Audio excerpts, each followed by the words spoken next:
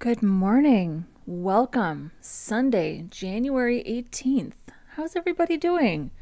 My name is Angela. If you're new here, I'm a software engineer and front-end developer in St. Paul, Minnesota. And on this channel, we just practice HTML, CSS, and JavaScript. And by we, I mean me. I'm practicing and I invite you to hang out with me and watch. That's really what we do here. I don't really use frameworks or libraries in my personal projects. That's the caveat. Not against any of those things, obviously. I just prefer to practice vanilla and I stream that process. So if you're interested in that type of thing, do me a favor, hit the like button. Subscribe if you haven't yet. I would love to have you. I stream 4 days a week, Saturday, Sunday, Tuesday, Thursday at 10:30 a.m. Central Standard Time. So there's that. Let's see. We have one person in the chat. Silence 24 hours. Hello. Welcome. Happy to have you. Thanks for joining us. So here's what we're working on today. We've been working on this for a few days. This is a design that I built back in 2014. That's when I had my first job as a developer. I've been a front-end developer for about 12 and a half years now. I got my first job when I moved to San Diego in 2014. I lived there for 2 years, and I was still kind of trying to figure out what my aesthetic was. I would say my aesthetic these days is pretty minimal. Yeah, I think it's pretty minimal. I think that this design is me trying to find that aesthetic. And I have to tell you, I really like it. I'm very, very, very much enjoying building this out. Yeah, and it really just started with, let me show you the original. Let's pull this out here. Let me show you the original design all the way from 2014. Originally done in Photoshop.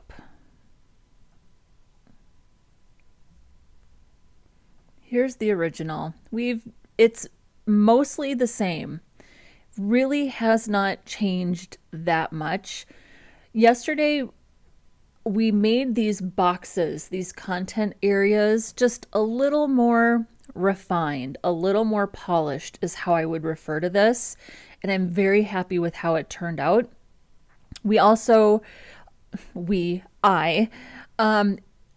Originally this was just one page, but I obviously included navigation here, home, about, blog, contact, and I decided to make it home, about, menu, contact. So we've built out this home page.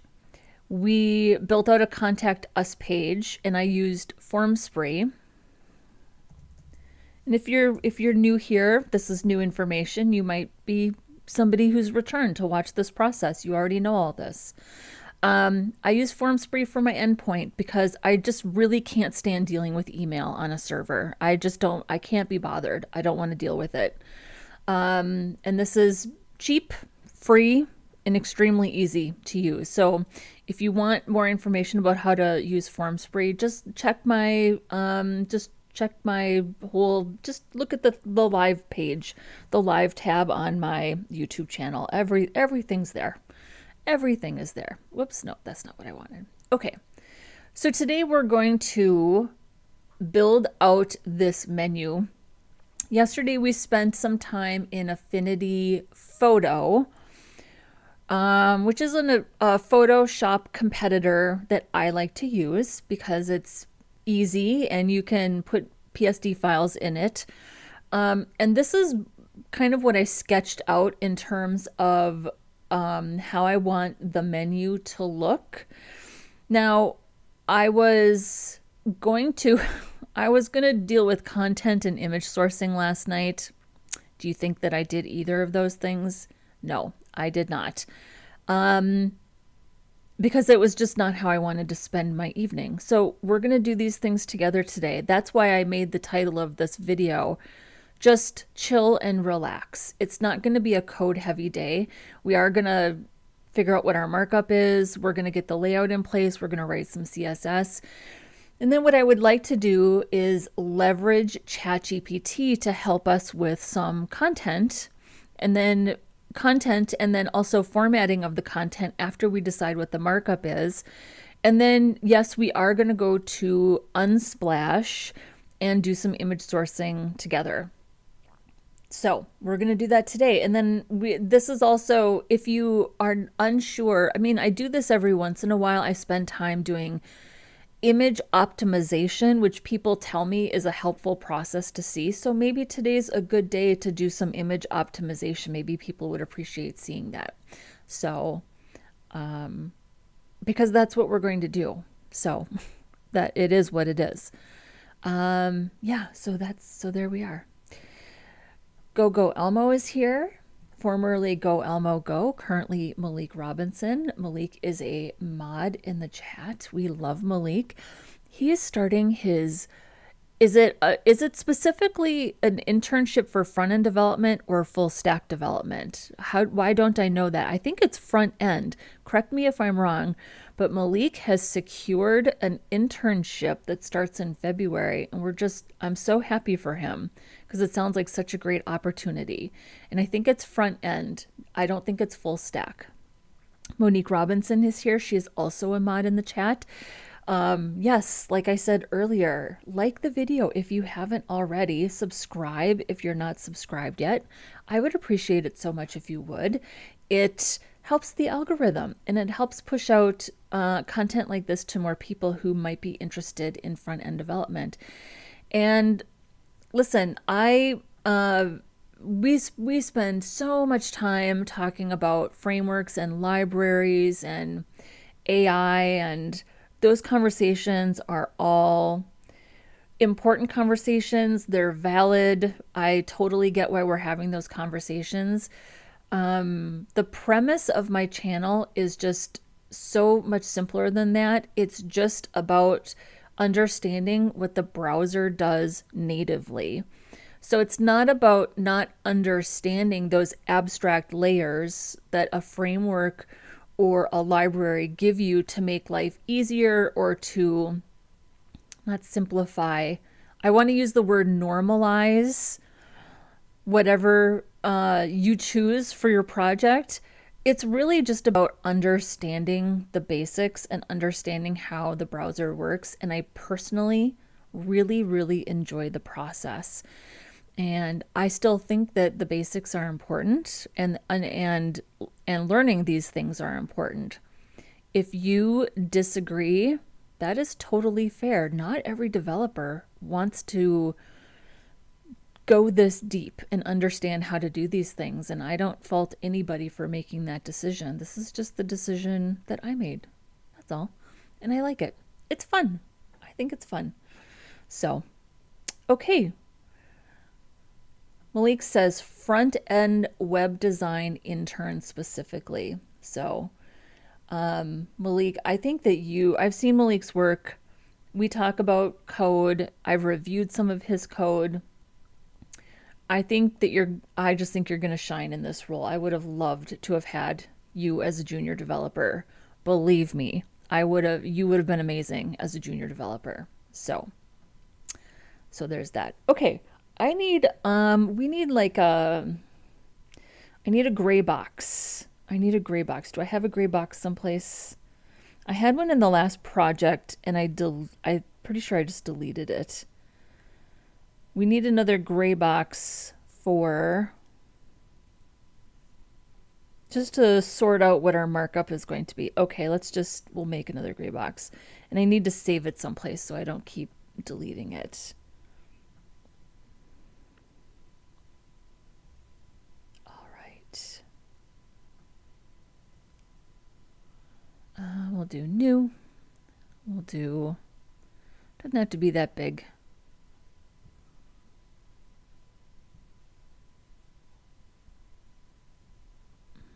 Do I have to choose like a preset? Cancel. Layer. Oh, you're going to make me do something new. Just do.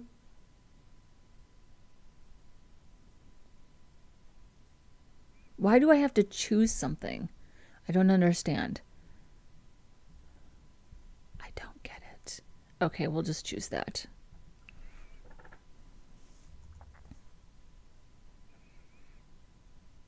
I love Affinity Photo, but I'm also just like, why? Okay, we'll just do this.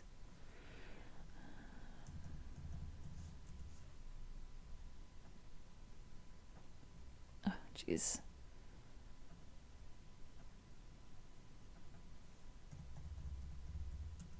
Okay, there we go. We'll export this as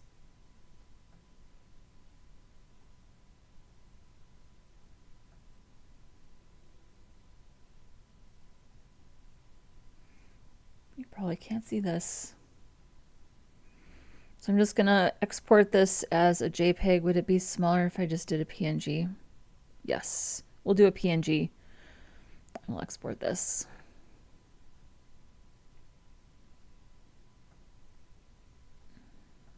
And we'll just say gray box.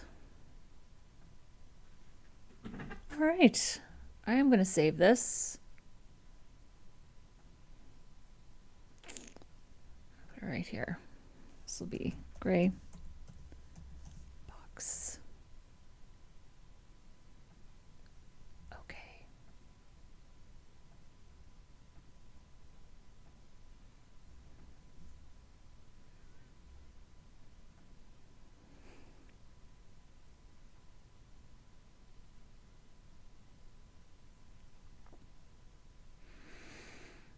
This is a really good question.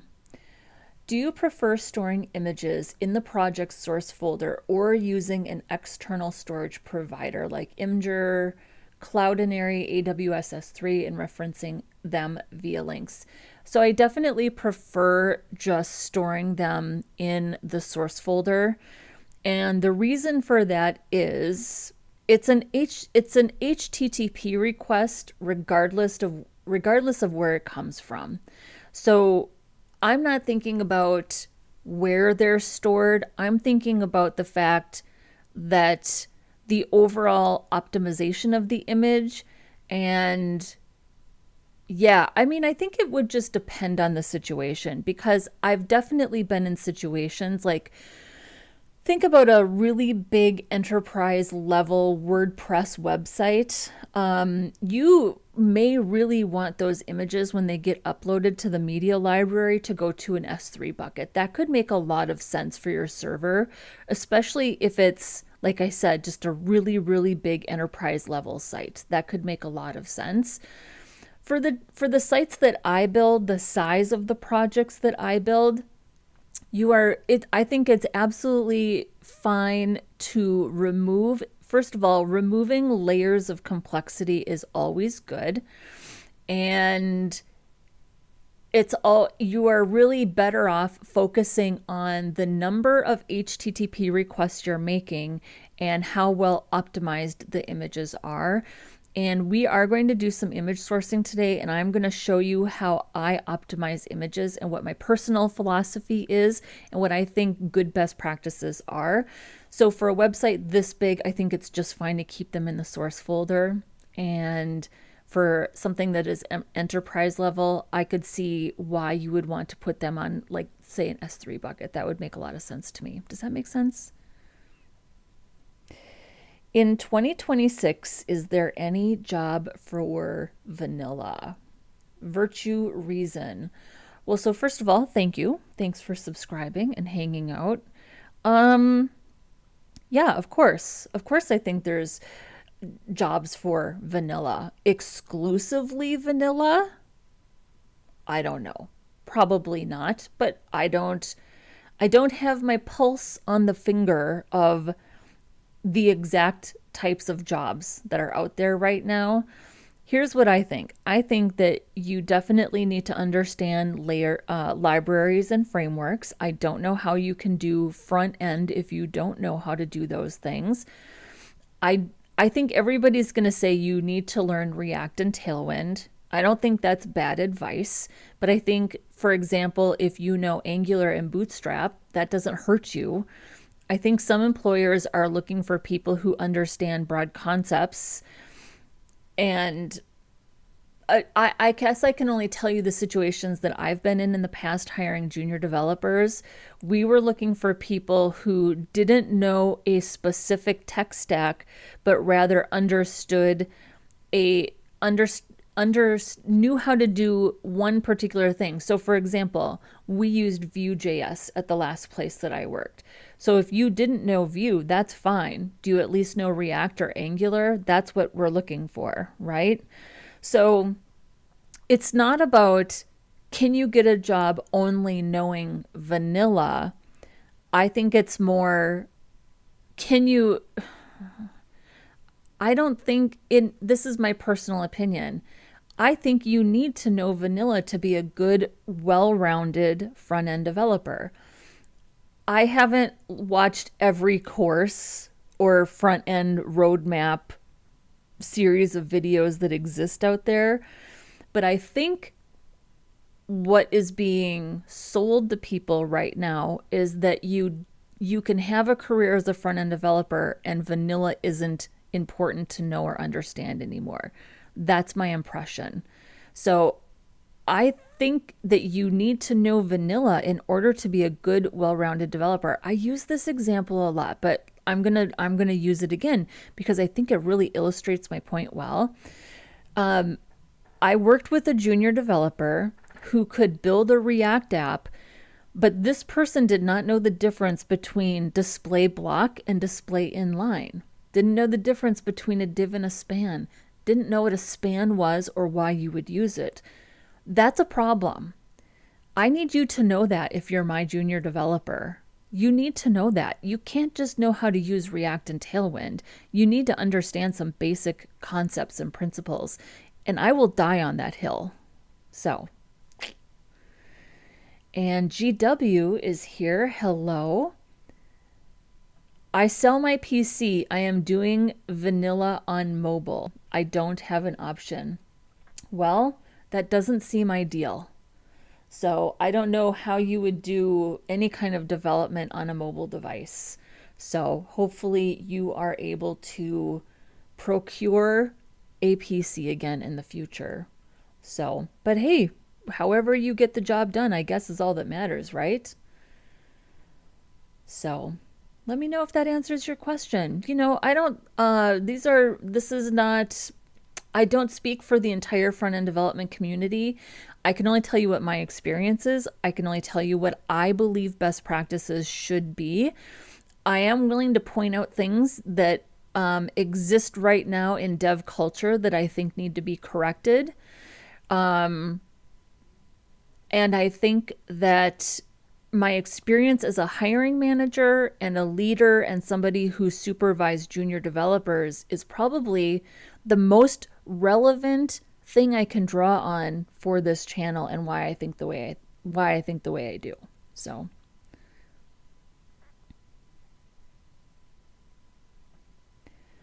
can you remove subscribers only comment? I don't, why would I do that? I don't know. So, and Virtue Reason says, actually in India, all companies do cost cutting in the name of AI for web developers. Yeah, I think that's unfortunate. I think that's a mistake. I know companies are doing that, and I think it's a mistake. I don't think AI is ready yet to take over for web developers. I do think that web developers are going to be expected to work to produce more efficiently, faster, because the tools allow people to work faster and be more efficient. But in my opinion, they can't replace web developers. So Memory Clips is here. Hello, Memory Clips, our friend from Turkey. Welcome. So happy to have you. All right. We love the questions. We love the questions.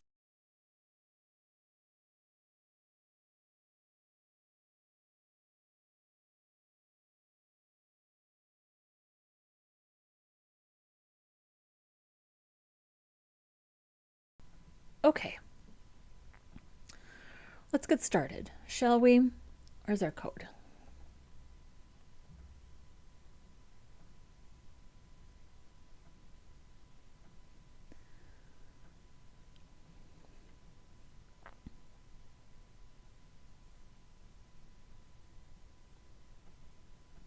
And GW says, I am doing vanilla on mobile before buying a PC. It's getting the job done for me. I am working on an anime website with an API. And Virtue Reason says, thank you.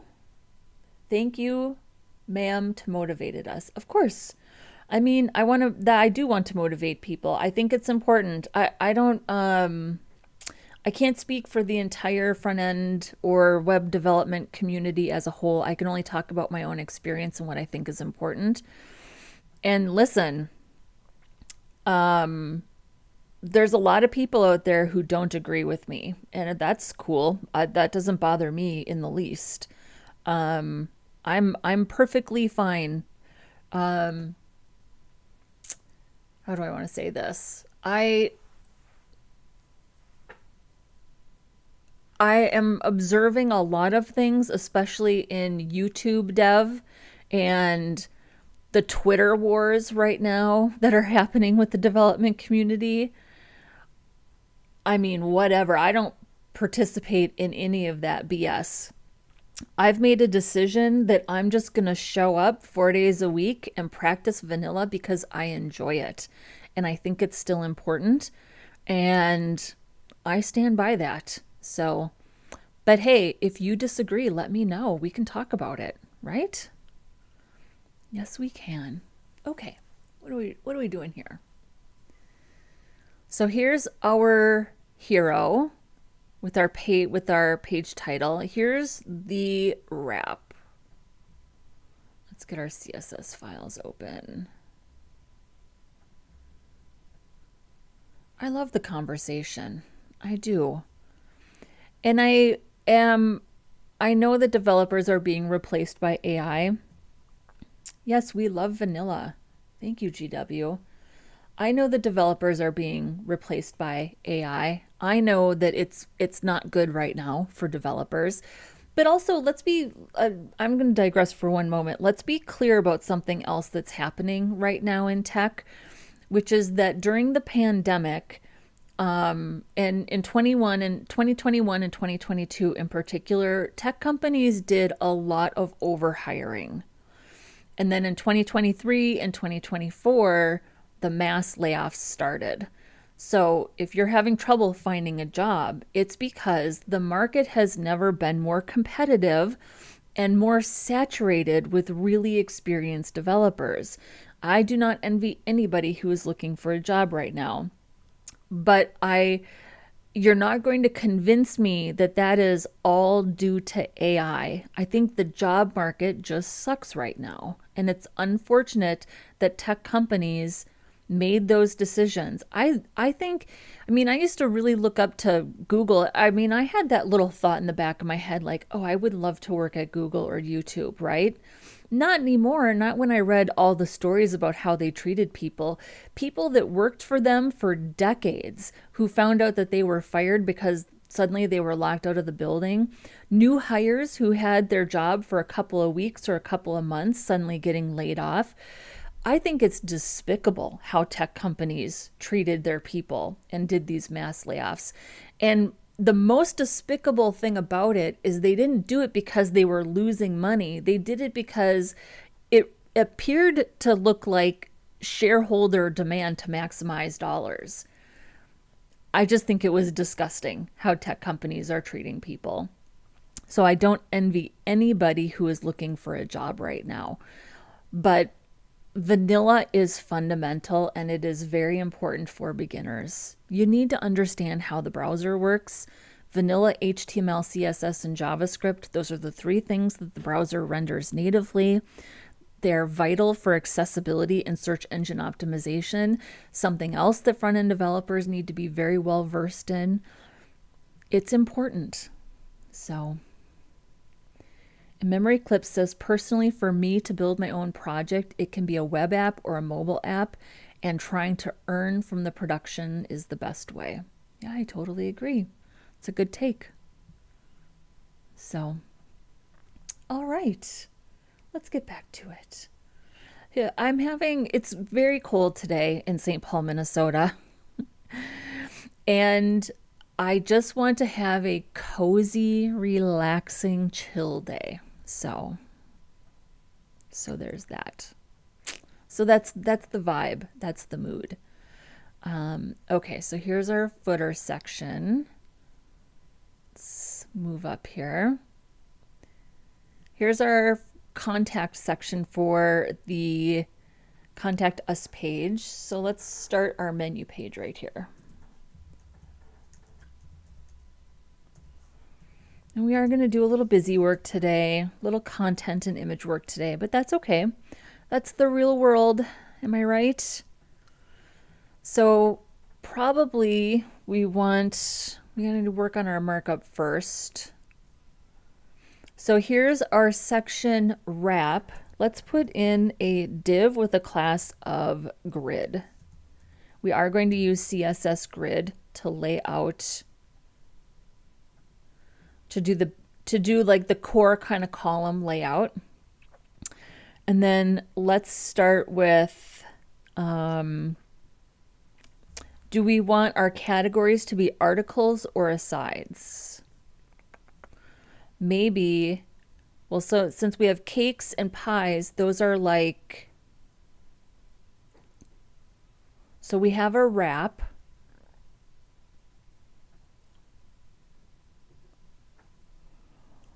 Maybe we want to do, can you do sections inside of a section?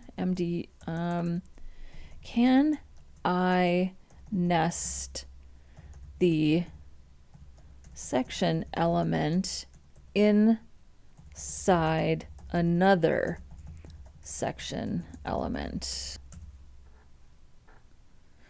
Yes, you can nest the HTML section element inside another section element.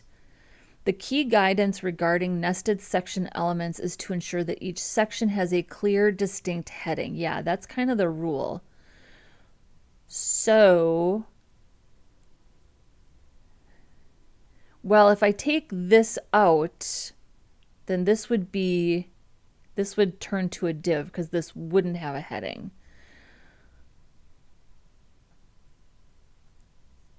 And we already have menu as an H1. So maybe we change this to a div. And then we have our wrap. But if I take this out, we don't really need another.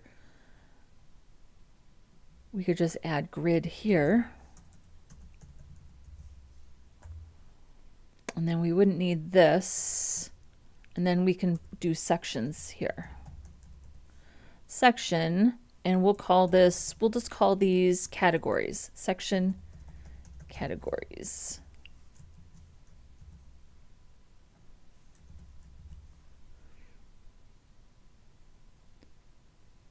Okay, so here's the main section.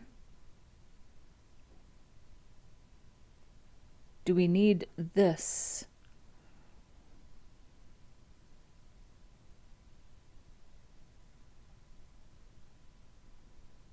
I actually don't even think we need this.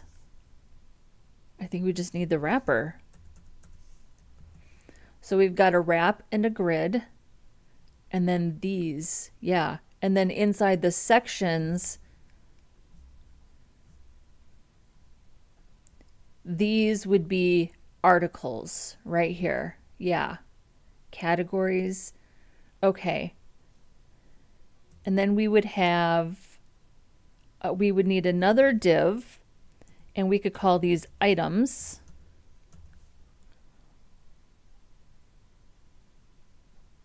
And then these would be articles.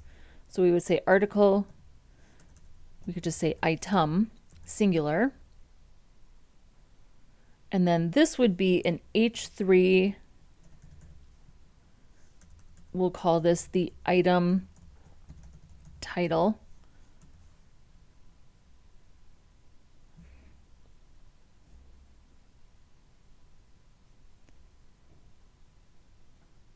The item title, okay. So, and then this would be a span with the title. So what is that? Lemon. But then we would also have the cost.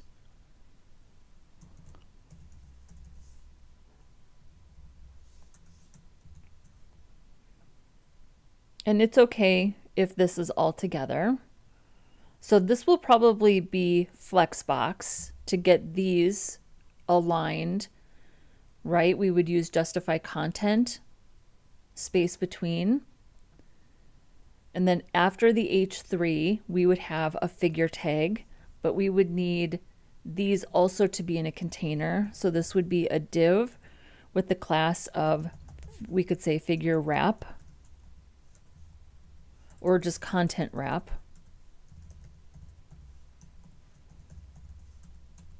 And then this would be a figure. We'll give this a class of figure. And then this would be an image. And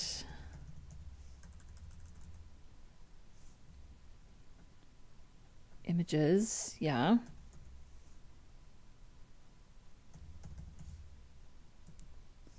Why are you coming up? Oh. There we go. Gray box. And then this is the placeholder text. Okay. And then we would just have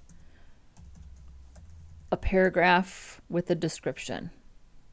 So let's make sure that this sort of matches. So we've got a wrap and a grid because we already have styles for the wrap, and we're going to do different styles, unique styles for this grid. And I have a feeling that this is going, we already have a class named grid, so maybe we want to say menu grid, just to keep that specific. And then we are going to have sections with a class of categories. And then inside each section, we have a heading and a description. And then we have a wrap called items. So this is going to hold all of our items. And then each item is an article with an H3. So we're observing good template hierarchy. We've got, where is it here? Here's our H1. Here's our H2s. Here's our H3. So we've got good template hierarchy.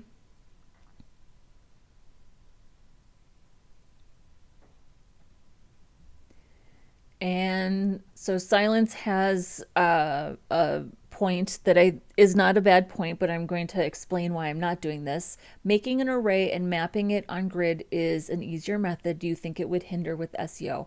Nope, I don't think it would hinder with SEO at all because JavaScript is client side, right? So if those bots come through and scrape the page, it's all being rendered client side. So I think SEO wise, it's absolutely fine.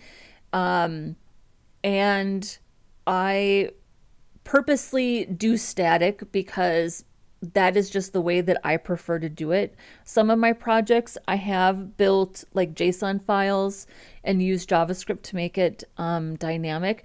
This is the way I prefer to do it. I do have a good explanation for this, which is that when I was a WordPress developer, I often bought and used pre-made templates. And if I had bought a pre-made template with a JSON file and JavaScript making it dynamic, it would not have done me any good because I would have had to rebuild it as a WordPress template in PHP anyways. So I do everything pretty much as static HTML. That's just the way, that's just the way that I do it.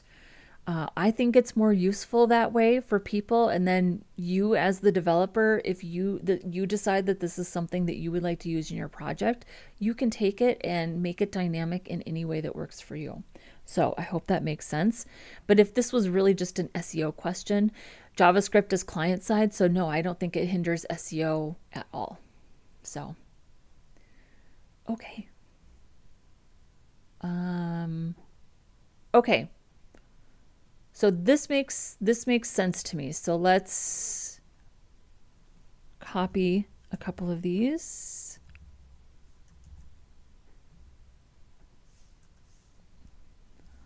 Wait, hang on, what just happened here? Okay, there we go.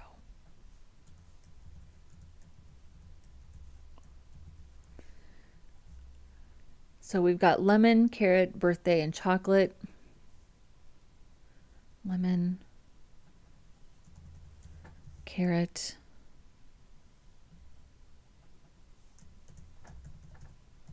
birthday, chocolate, that's not right, chocolate.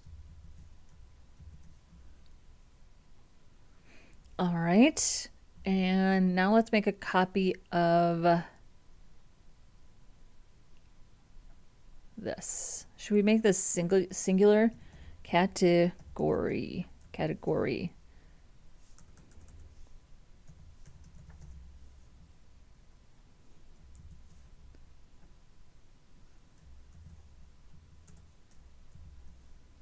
All right, so this is pies.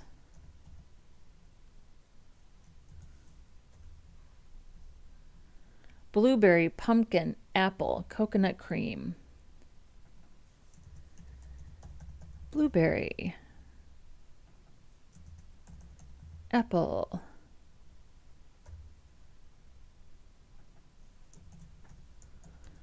pumpkin, coconut cream. Did I spell carrot right? How do you spell carrot? Is it 2 R's? Carrot. Yes, it is 2 R's.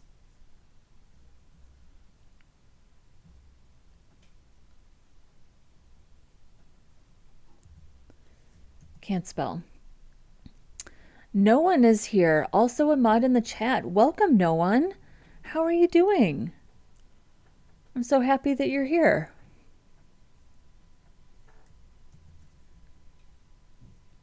All right.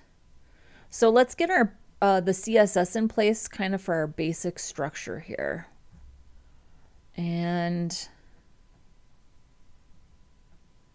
this is nice and messy.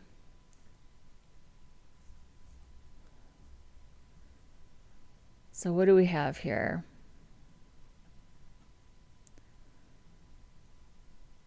So here's our hero. Here's our menu grid. We know that our wrap is working just fine. And no one says today I am trying to set up a NAS. I don't know what an NAS is. You may have to educate me. So we'll say menu grid. And we're going to be using a little bit of a combination of CSS Grid and Flexbox.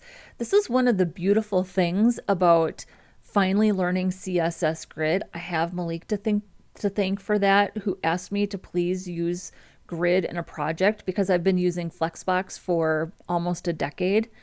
They really do have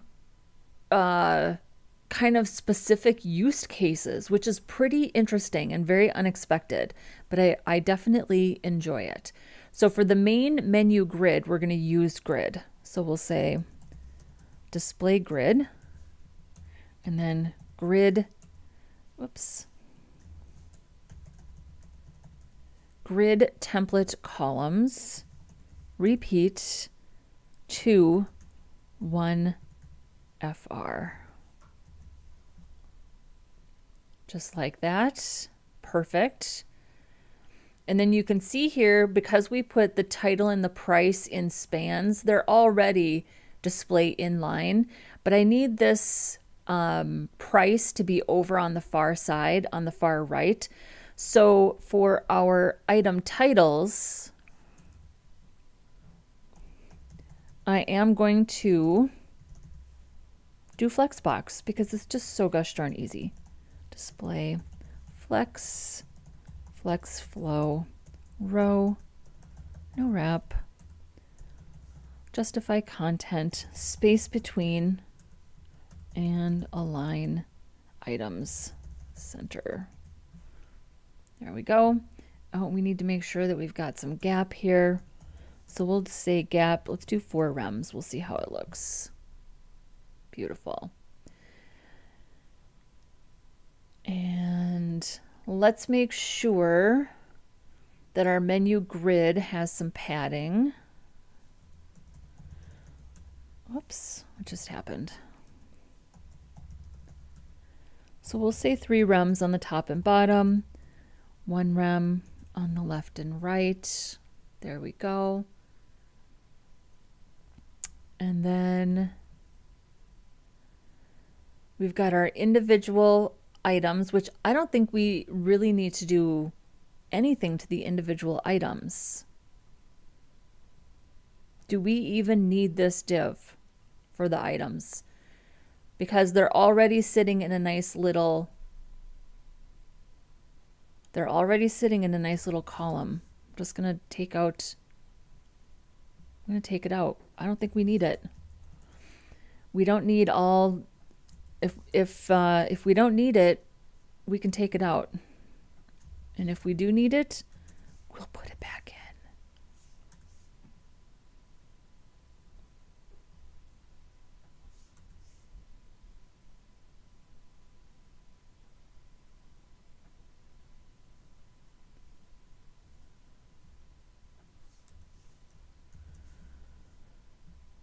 And then let's get we're gonna Flexbox. Maybe this is an opportunity to use grid on the content wrap. Yeah, let's get our figure looking the way that I want it to look first.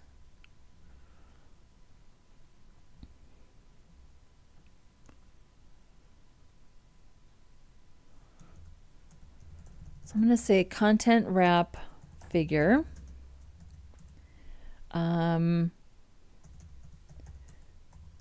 Width 100%, height auto, aspect ratio 1 for square. And then we're going to take the content wrap image and we're going to say width 100%, height 100%, object fit cover. So that gives us a nice square. And then the content wrap, we could do display grid, grid template columns.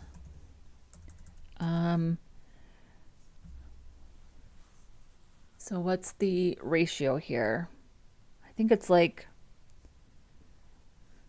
1 FR 4, 3 FR. Is that right? The gap of 1 rem? I don't know if I did that right. Nice.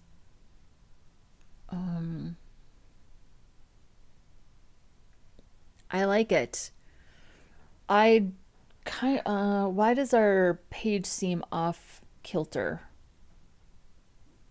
Is it just me? What's going on here?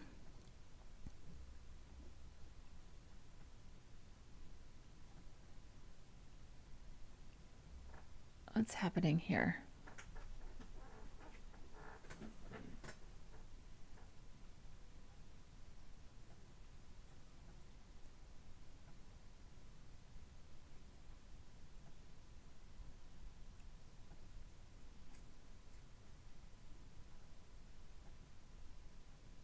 Why are these? I don't know why these are overflowing.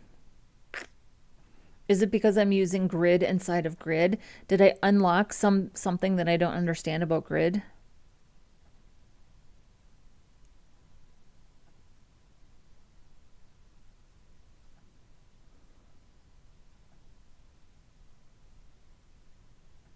Yeah. Hmm.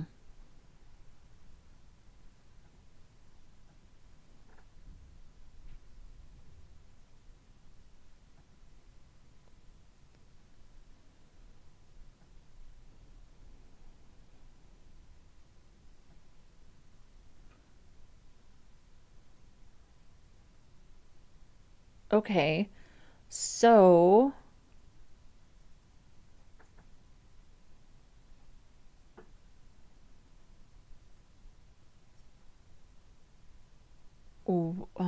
yeah, I guess I don't really know why. Because if I was using Flexbox, this wouldn't happen. So why are these? This is something about grid that I don't, that I guess I don't understand. So if I have a parent,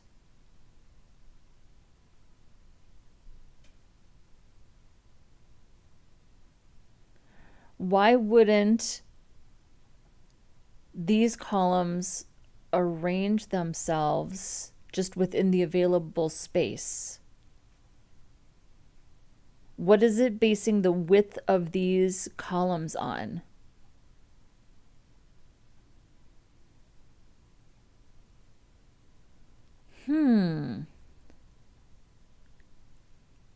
Okay. Okay, I'm going to ask if I have a parent container using grid and a grandchild container also using grid,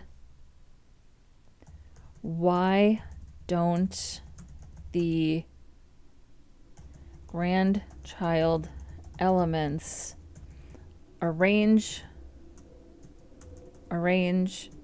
themselves in the available space?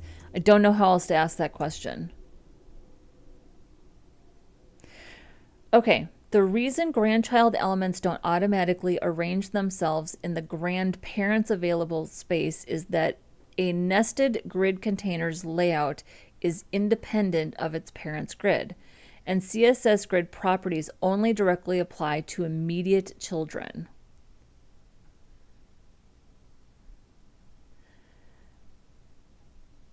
Okay, sizing issues with FR units and auto height. If the intermediate or the parent container has its height or width determined by its content, yes, the default for block elements is height auto. Then FR, which I think stands for fraction, units, or percentages applied to the grandchild might not behave as expected. The intermediate container's size is based on its content, so there's no extra space to distribute.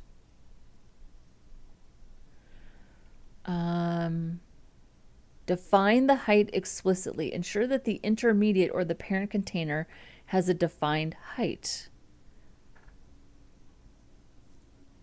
I think I need to learn a little bit more about grid. So let's try this one thing, which is this height 100%.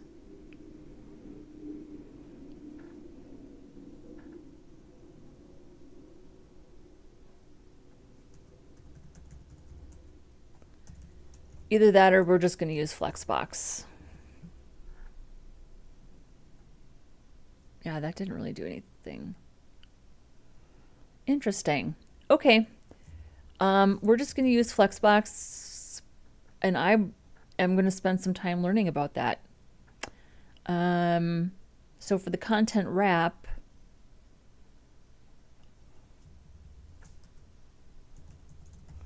interesting. Flex flow, row, no wrap. Justify content is flex start. Align items. I am going to say center. There we go.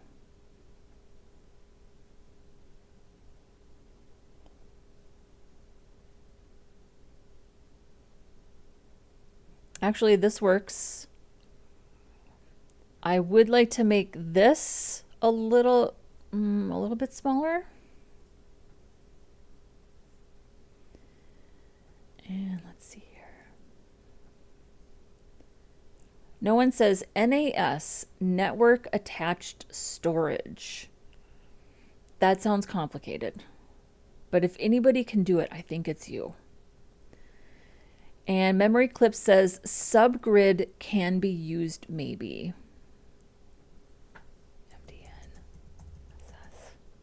Subgrid. Never heard of it.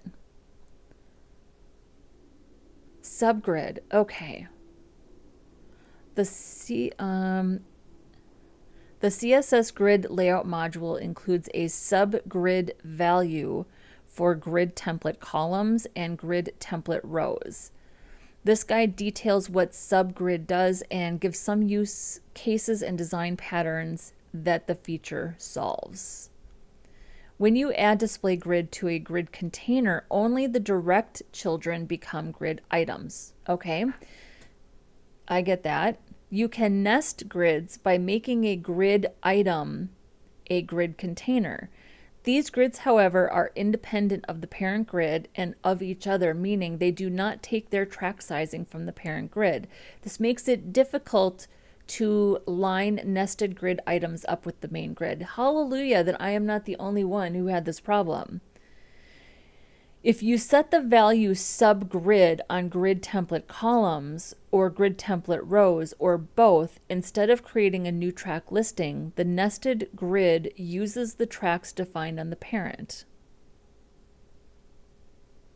For example, if you use grid template column subgrid and the nested grid spans 3 column tracks of the parent, the nested grid will have 3 column tracks of the same size as the parent grid. While gaps are inherited, they can be overridden with a different gap value. So, okay, subgrid for columns. In the example below, the grid layout has 9 1FR fraction column tracks and 4 rows that are a minimum of 100 pixels tall.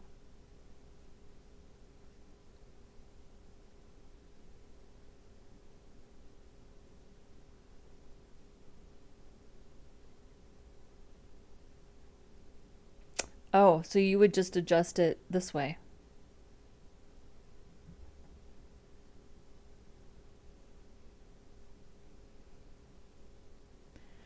Yeah, I'm going to play with this a little bit. Not here, not today. I'm going to stick with Flexbox for this because I do kind of want to move on.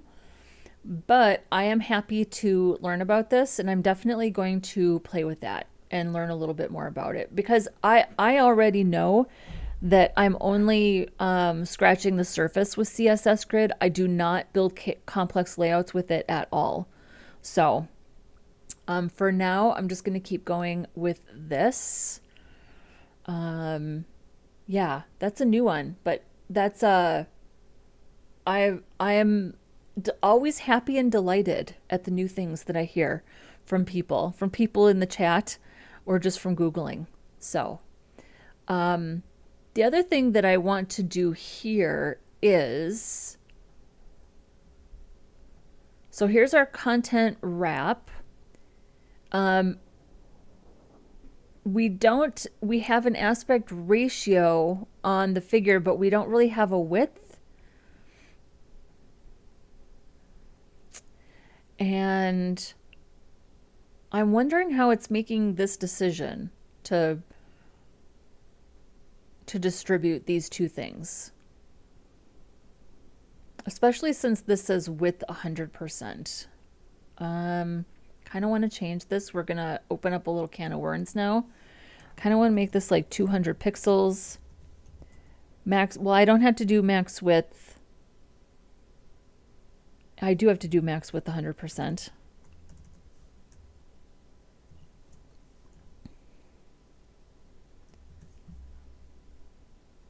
That's too small.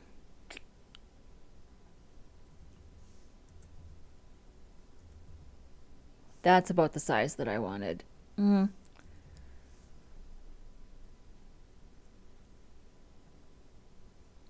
we could go 500.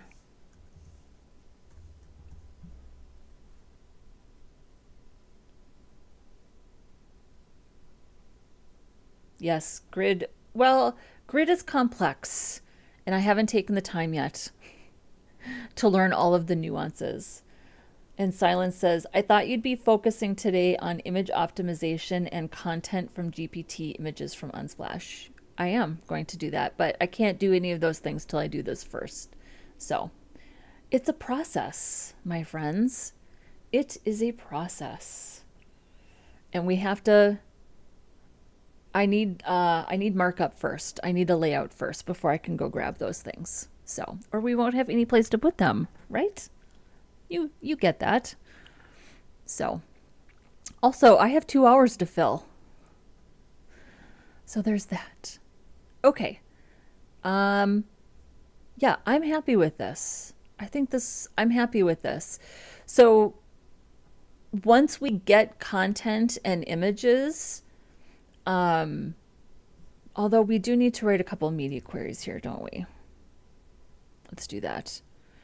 So on our main container right here, menu grid, let's do a media query.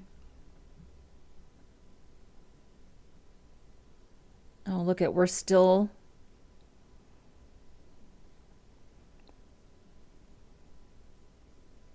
breaking. Why isn't this this should be more flexible.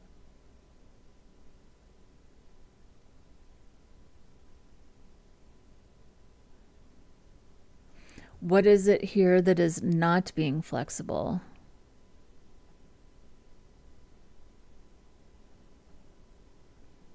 Is it grid? Or is it, so what's not resizing? The images?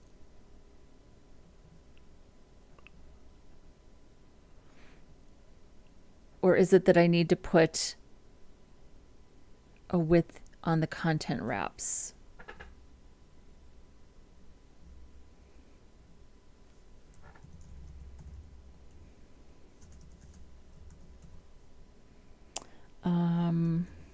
I don't know why I would have to do this.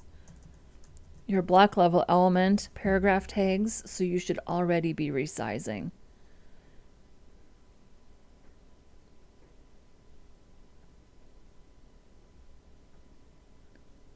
These should also be resizing, these columns.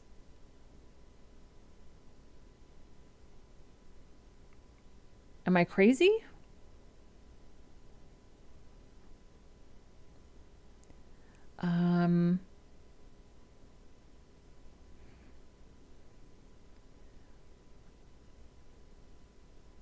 Is it because I put a width on the figures? Why do I think that that's the reason why?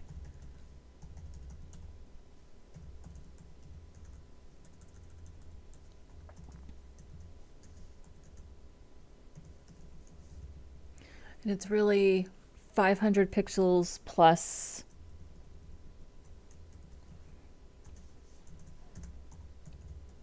one rem for the gap.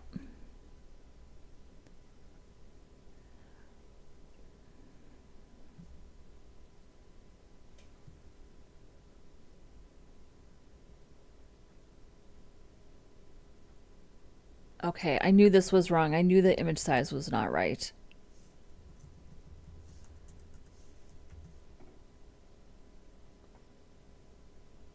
Of course this isn't 500 pixels. It's 158.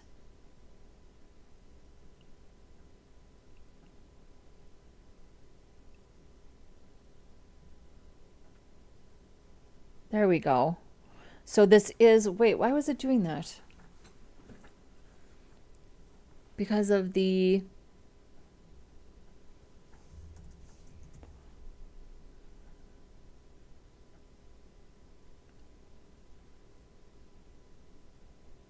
okay. So even with width 100%, this is 215. See, I knew 200 pixels is what I wanted, but really closer to 150. So, okay.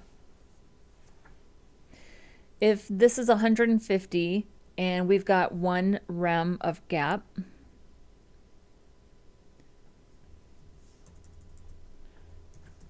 150 pixels. Max width 100%. Oh, it's up here.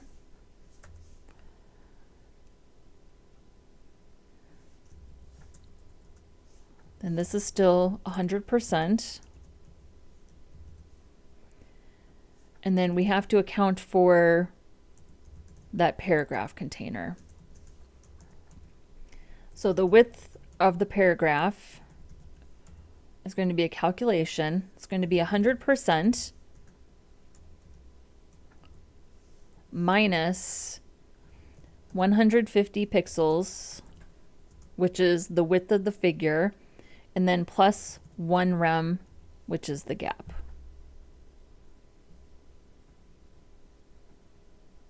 There we go.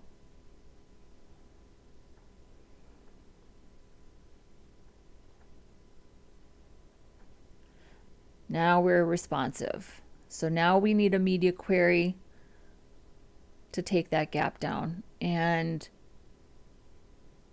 this holds up really well down to 124. Excuse me, 1024. So we'll do our media query at 1024 and we'll pop this into one column.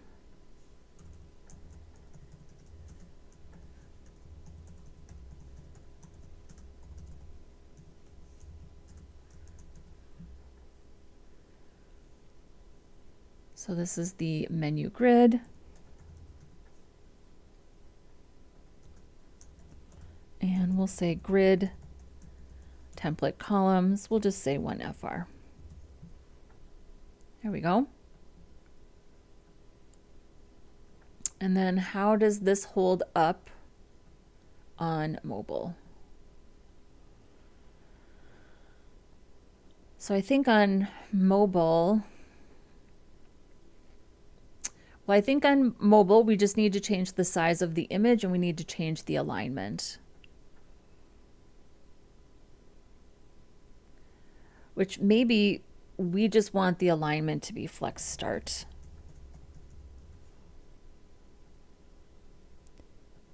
And then let's remove the margin on the paragraphs.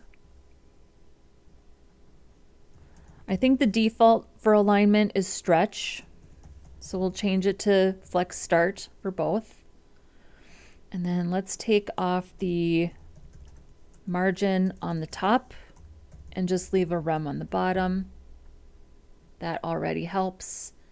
And then let's change the size of the figure. Do we even need a max width here? I don't even think we need a max width there.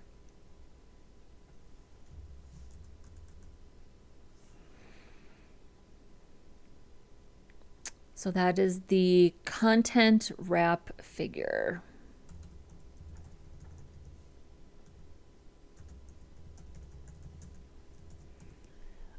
We'll just say width.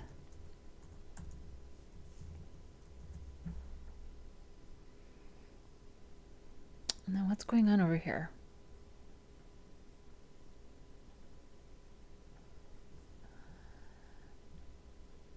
We'll fix this too. Not quite as flexible as I had hoped. It's a process. Whoops.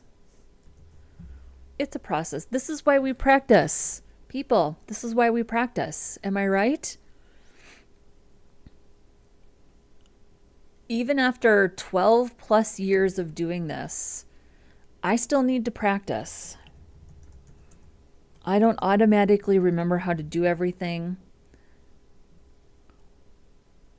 Yeah, I think this looks great. And I'm not sure we need to have this much content either. But I do like having side by side. I don't automatically like to just stack everything up into a big column. Let's tighten up that gap also.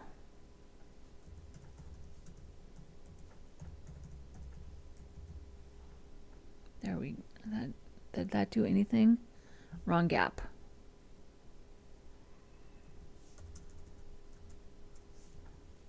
Wrong gap.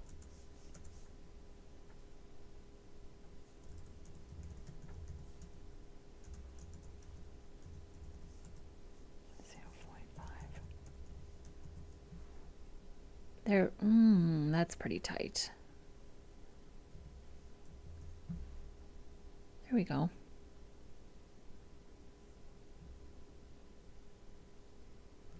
What's happening here?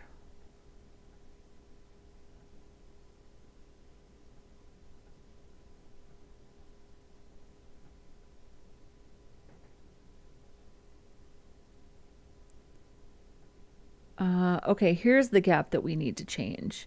So we do need to change the gap here.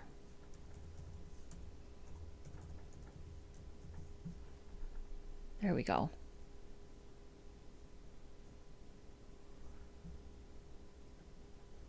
All right. What do we think?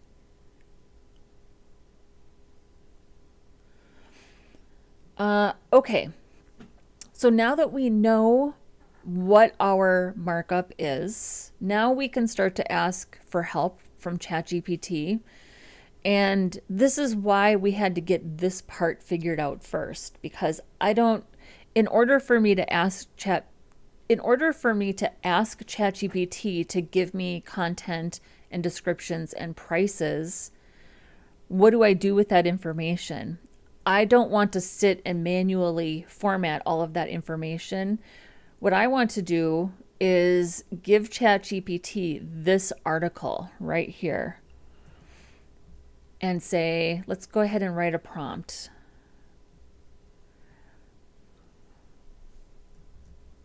And we'll do this in Markdown.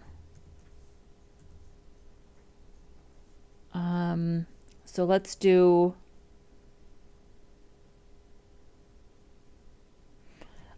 I need content for a web page / menu. This is my markup.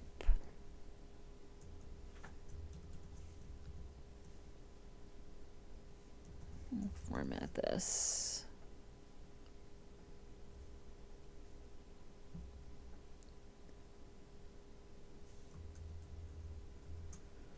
So here's my markup.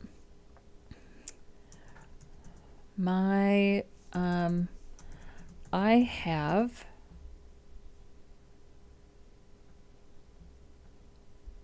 where is our right here. Cake, pie, brownies, cookies, donuts, cupcakes, muffins. I have 7 categories of menu items. They are cake, pies, brownies, cookies,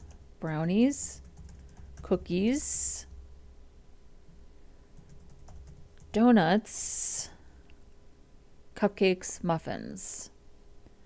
Cupcakes and muffins.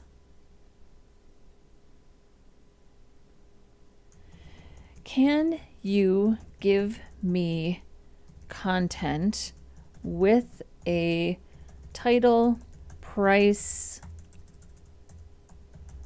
and description for 5 to 6 items of each of these categories. For 5 to 6 items of each of these categories. Please make sure the content is formatted using the markup I've provided. I already have images. I just need content. And let's give them a better, let's do an entire section so they can see the whole section.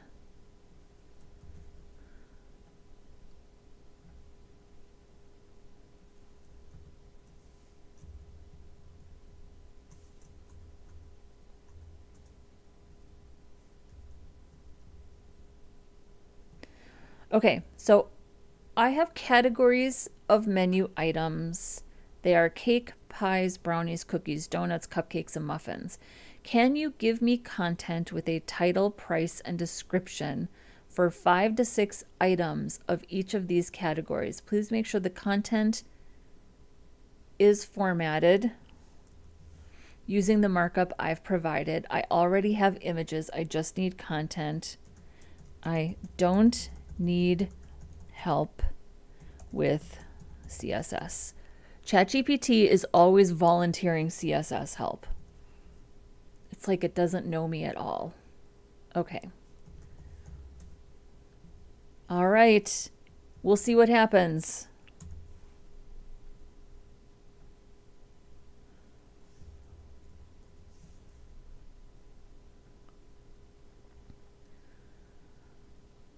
All right. Got it. Below is ready to drop in HTML content using your exact markup structure, just with real menu copy instead of lorem ipsum. Prices are consistent and realistic but easy to tweak. I've kept descriptions concise and menu appropriate, not marketing fluff. Let's just take a look here. Okay, we've got carrot cake, chocolate fudge cake, vanilla birthday cake, almond pound cake. Ooh, here's the pies. Okay. Pecan, chocolate cream pie, key lime pie, brownies. What is this magic from ChatGPT? Walnut brownie, salted caramel brownie, espresso brownie. Honestly, if you're putting coffee in your sweets, that is a crime against coffee. I know, hot take, but that's just what I think. Let's see here. Hello, welcome. So happy to have you here. I'm a junior React JS developer and a UI UX designer. Well, thank you for joining us. I'm so happy to have you. Is this deployed somewhere? I think, yeah, is there a link down in the description? I think so. Here, I'll send you the GitHub repo. Obviously, I've not deployed what we are just working on today, but yeah, this is down in the description. Oh, Malik put it in. Thank you, Malik. Now I'm a UI designer. That's often. I'm Nurula. Nurula. Am I saying that correctly? Nurula. Well, welcome.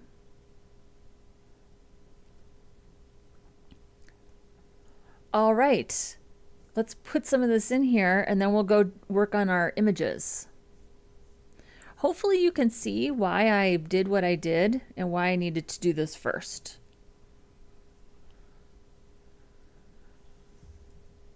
Zoom out a little here. Okay. So we'll put that in first. Let's grab our pies.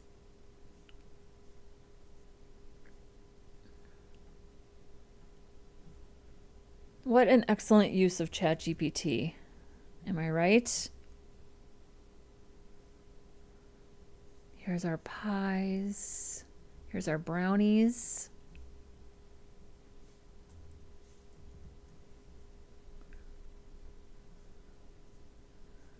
Here's our cookies.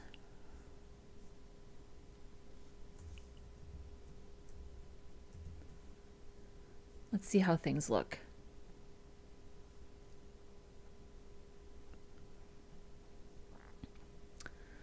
So, this is less content. I wonder if we need to, let's make this text bigger. Let's make, yeah, I think we need to make this text a lot bigger, which I think is completely fine. Do we need more columns? Do we need smaller pictures?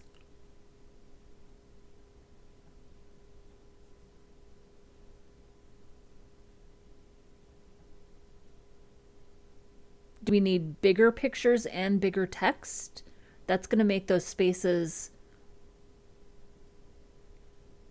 and then maybe we don't need as big of a container here.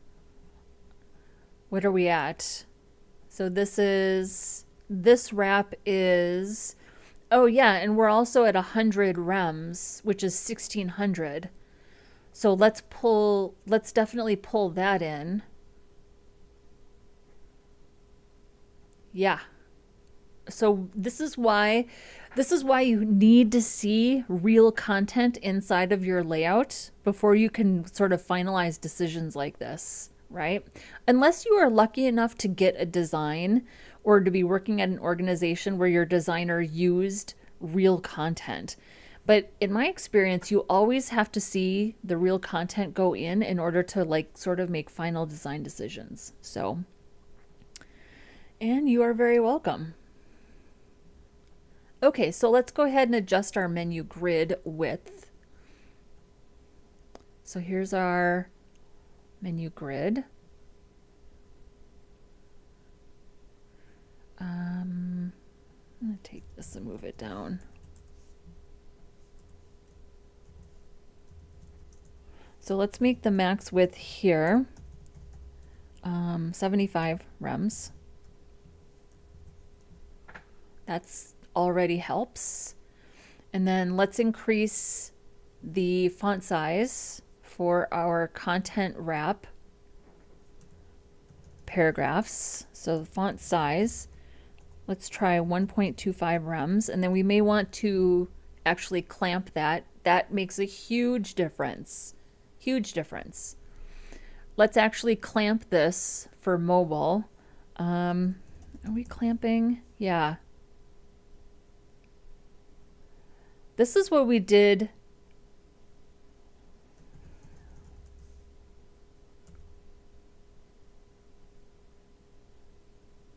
Yeah, let's use this size. This is going to make a huge difference.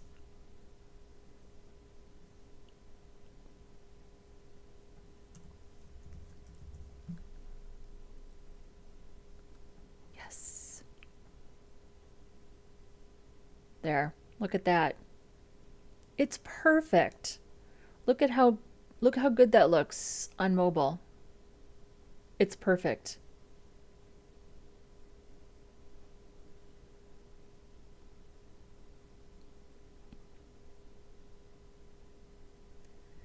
Maybe we want to make our desktop photos a little bit bigger.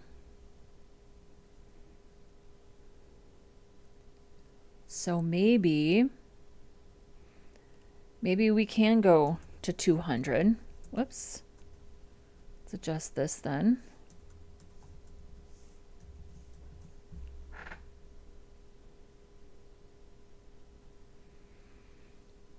Does that make it better or worse? I do like the bigger picture sizes. And then maybe we could add some space in between each of these things. So maybe in between these articles, we could put a border or just a little separator.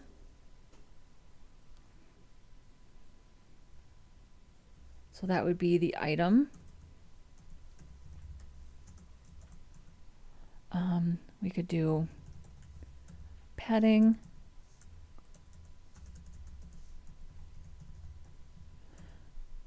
Margin. And then border, bottom. Let's just do 1 pixel solid, and we'll just do sort of our medium gray color. And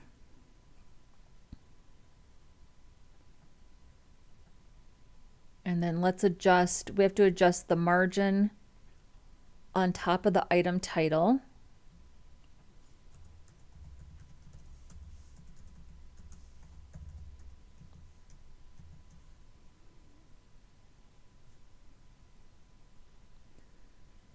And then let's adjust this.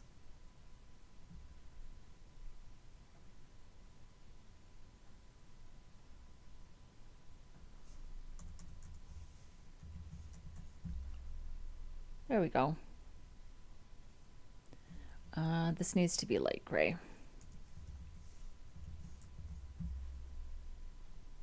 There we go.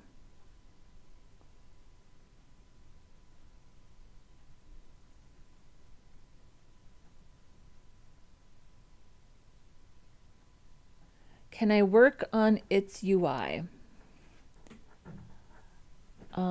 Which UI are you talking about? The one we're currently working on? The one I designed? That's the one you want to work on? Silence says, I just checked out your GitHub and saw your portfolio. It looks beautiful. Thank you. All the projects you've listed are very professional and neatly designed websites. Well, thank you. I appreciate that. I think everything in my portfolio, it's all stuff that I've done in the live stream. So it's pretty recent. And yeah, that's the whole point of it, was just to get out and practice and improve my skills. So thank you. I appreciate the compliment. Rayhan is here. Welcome. Hello. We're happy to have you. One moment.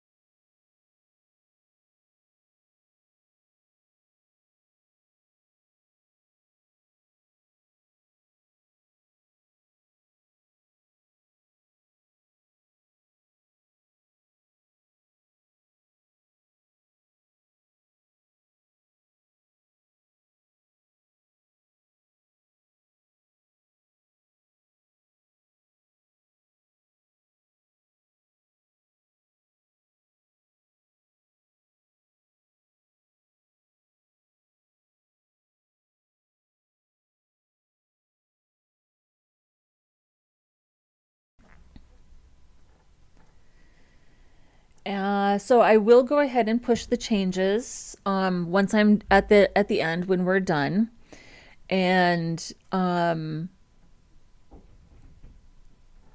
you are volunteering to help it have a better UI. So let me.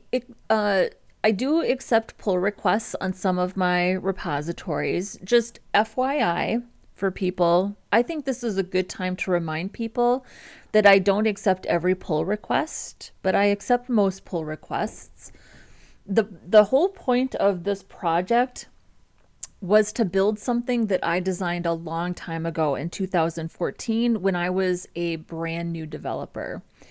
It's really not to build the best website in the world with the best UI in the world. It's not a competition. Not trying to outdesign anybody. I appreciate I am so grateful for people who come into the chat and hang out and want to contribute. But the point of this project was just to build something that I designed a long time ago. It's not to in any way imply that it couldn't possibly be improved. I know that it probably could.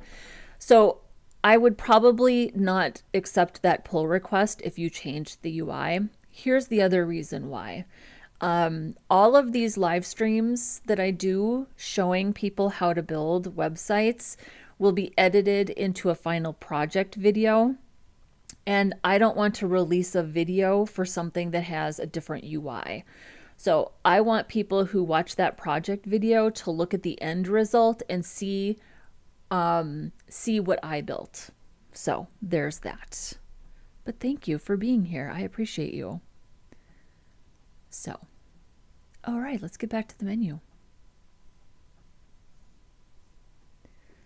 I can't decide if the pictures need to be bigger or smaller. I thought they needed to be bigger. Now I think they need to be smaller. I'm going to go back to 150. So, oops. I think 150 is better. Just a little more balanced. And I am going to keep these aligned at the top.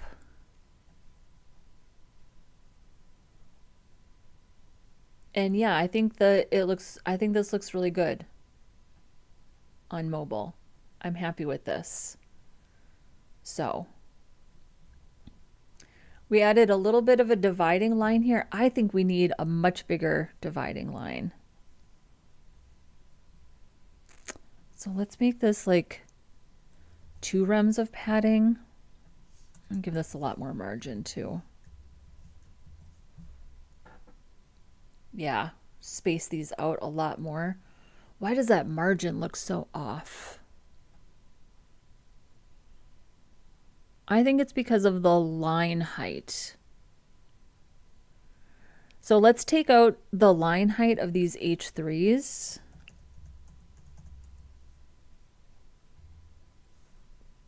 Yeah, I'm going to change the line height of the H3s.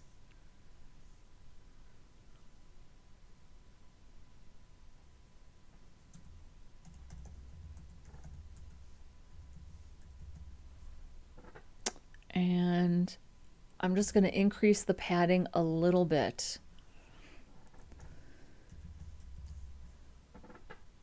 There.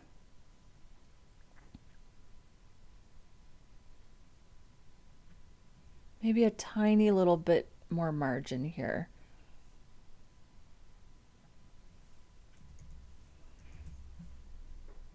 Yeah, there we go. Everything just has a little bit of breathing room. And then let's take out the border for the last item. So here we have a border bottom. I'm going to say item, last of type, and we'll go ahead and say padding 0, margin 0, and then border none.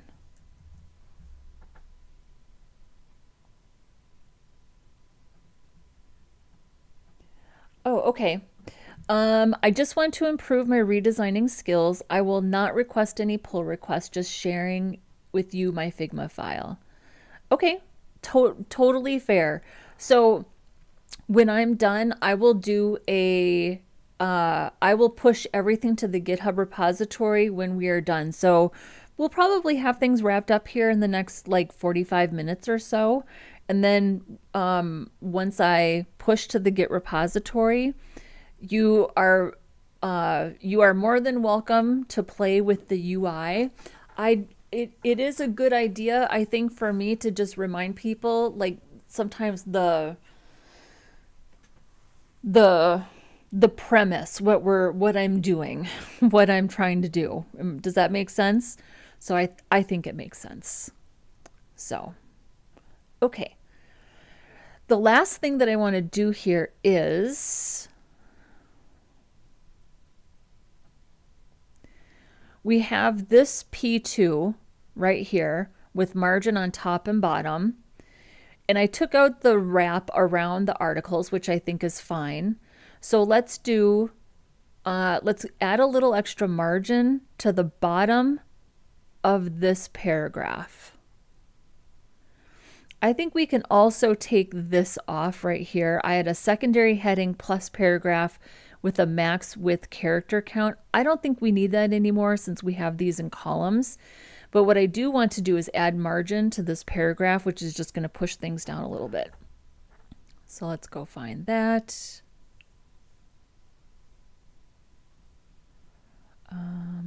Where is it? That's on line 168.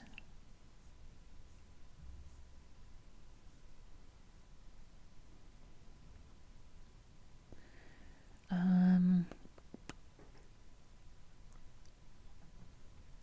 don't think we need this, but I think I am going to add margin. Well, I want the rem of margin on top, 0 on the left and right, and we'll add 2 on the bottom. There we go. What do we think? I really like it. I really like it. So let's copy in the rest of the rest of our content. Good job, ChatGPT. We've got donuts.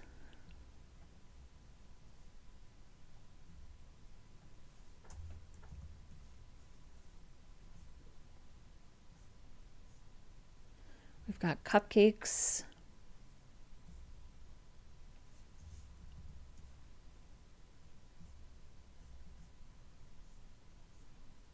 And we've got muffins.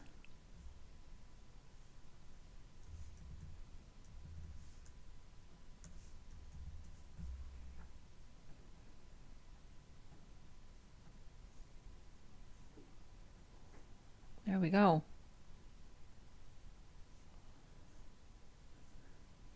Cakes, pies, brownies, cookies, donuts, cupcakes, muffins. Okay, so let's start to look for some images. I don't think we're going to be able to do all of the image sourcing today, but we can get a lot of this image sourcing done. So let's go to Unsplash. And here's what I want to do.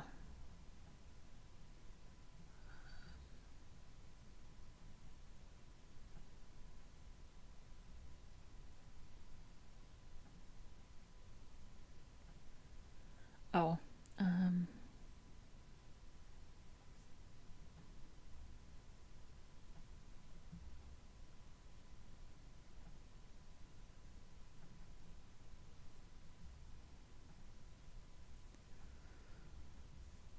all right.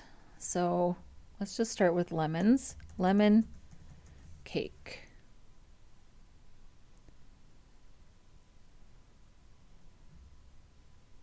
Right here. Lemon olive oil cake. Looks perfect. So let's actually do this. We have to make this efficient. Why can't I exit out? There we go. So let's just download. We'll go to projects. We'll do the cakes first, and then I'll show you how I optimize with Affinity Photo.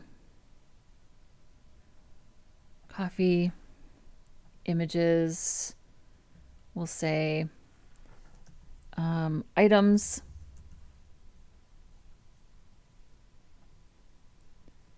and then carrot cake.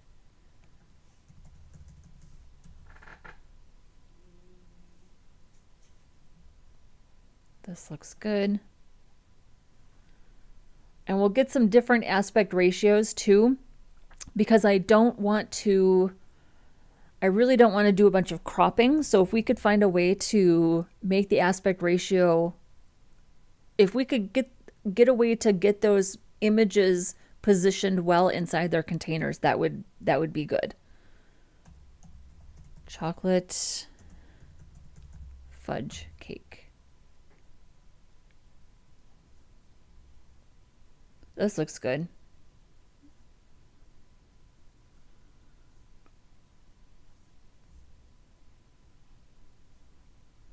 I think I'm gonna go with this one right here. And then let's do vanilla birthday cake. Ooh, of course that's a premium. Let's do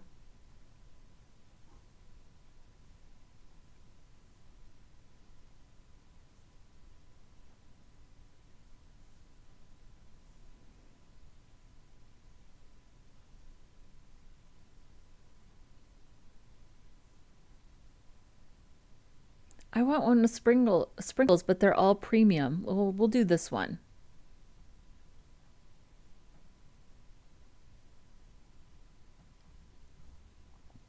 And then pound cake.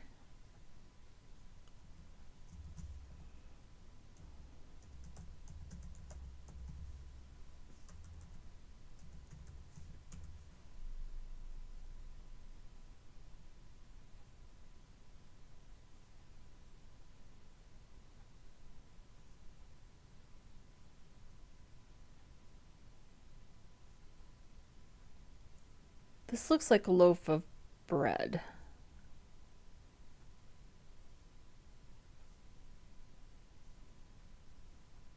I'm going to go with this one just because it has almonds and it's also not that serious. Okay, so we have our images now. We have our images. Projects, coffee, images, items. So let's open Affinity Photo. I'm going to go to File, New Batch Job, and we will add projects, coffee, images, items. We're going to add all of these images. And we're going to save into the same folder. I'm going to do, and we'll say optimized.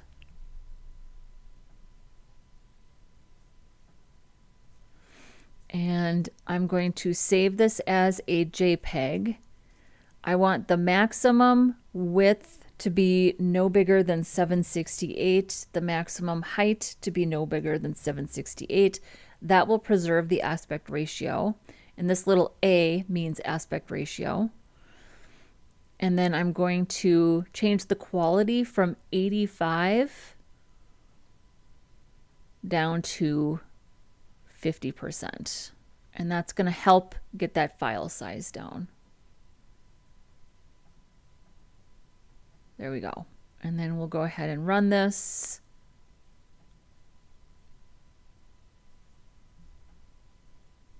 Here's our optimized images now.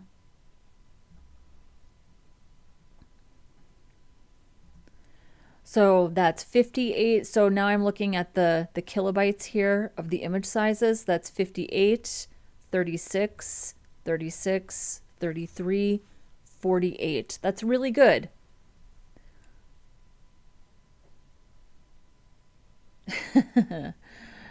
And Silence says 1-to-1 ratio. Yeah, I mean, I think that you should be able to put any image inside of any container and make it look okay. Many a content creator have disagreed with that statement, but I stand by it. Pound cake has to be in the circular pan with the hole in the middle. So you're talking about a bundt cake, right? They're disrespecting one of my favorite desserts by placing them together. See, I always thought that pound cake was like a loaf, right? But I too am a big fan of the bundt cake pan. In fact, I have an original Nordic ware, authentic Nordic ware bundt cake pan that I treasure. I really, really love. So, okay, so we have some images now.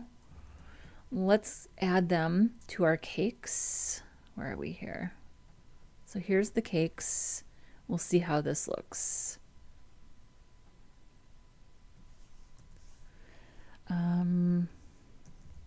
Items, which is which? I have no idea. Hang on here. So the first cake is the lemon cake, which is items, optimized, this. Oh, good, and it put in alt text for us as well. Images, items, optimized, and then this one is, what is that one? Carrot cake. Nope, stop.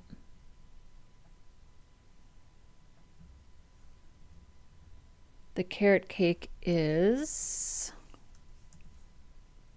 this one. Images, items, optimized. What is this one? Slice of chocolate fudge cake. This one. All right, I'm gonna look at the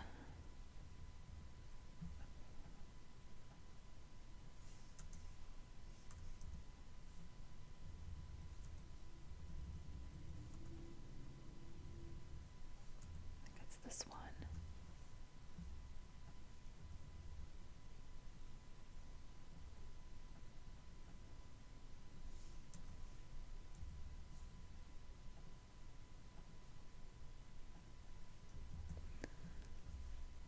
All right, here goes nothing. Oh, look it. There's our images. It looks great.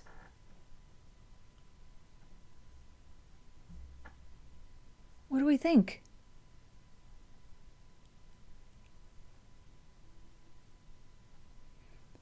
I think it looks great. I love it. Make it a little bigger. All right, let's do some pies. Who wants pie?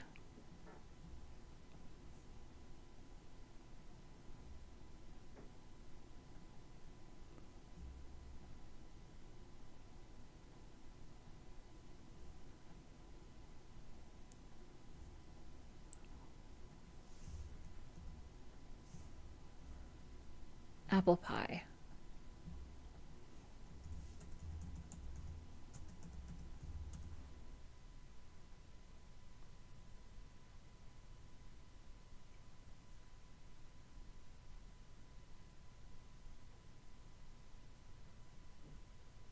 I love apple pie. We got to do this one right here.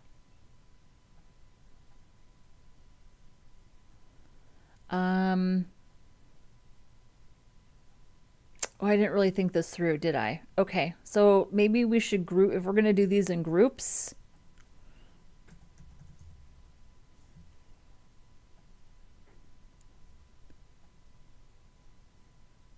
Okay, so there's pies, blueberry pie.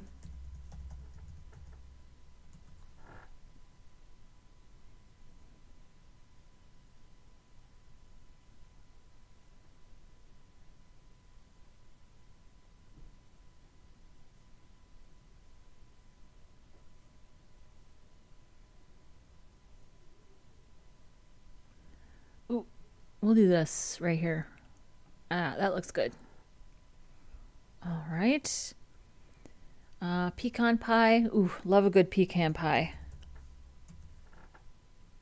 Yes, right here. Pecan pie. So, so bad for you, but so, so delicious. Chocolate cream pie.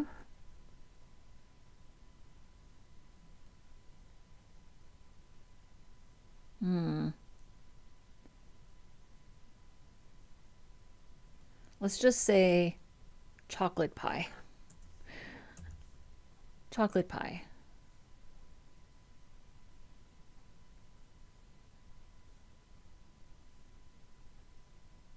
See, we need something like this. Let's do a little more.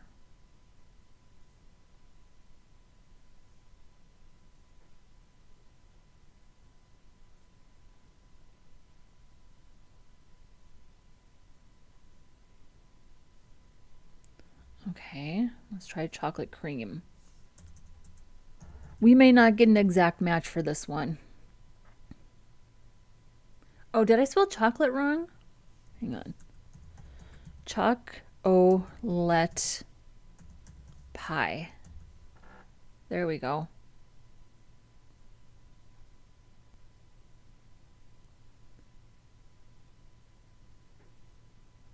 Yes. Perfect. We'll do this one right here.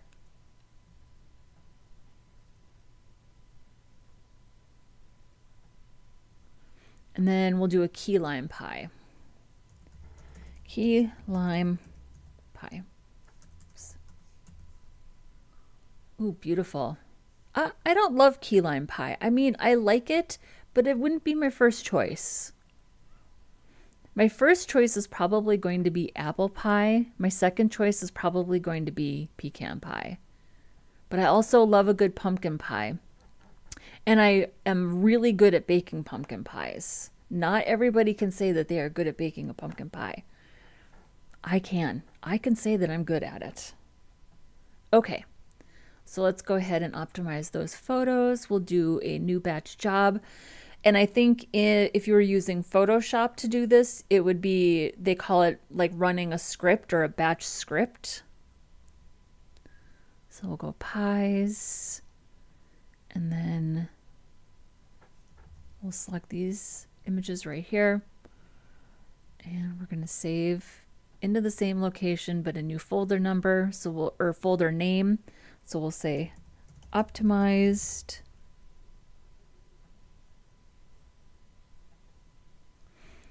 We're going to save as a JPEG.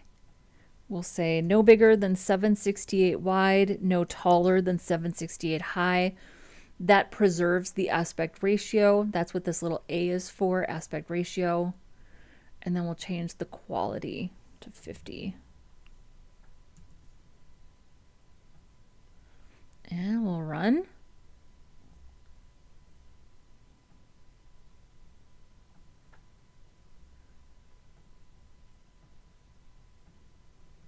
And we've got 28K, 46K, 37K, 23K, 35K. That's excellent for a thumbnail. And here's why I don't like to crop images to the exact container.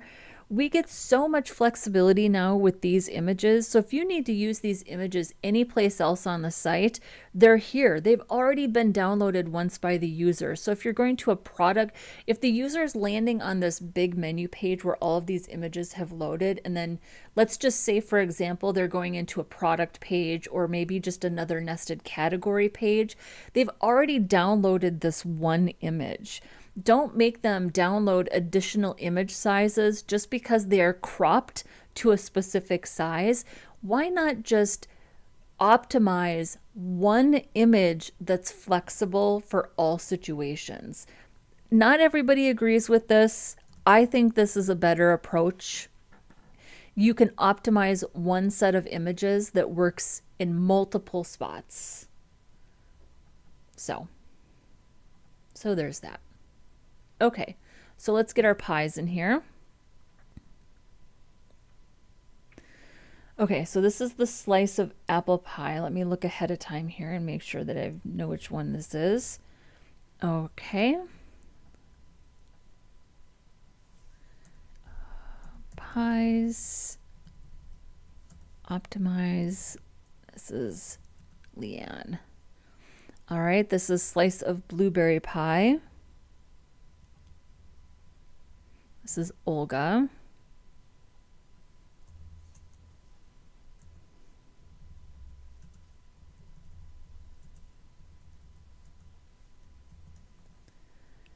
This is slice of pecan pie. This is Kayla.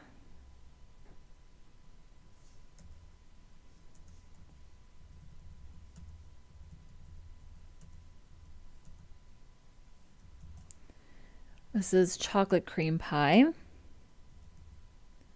This is Dex.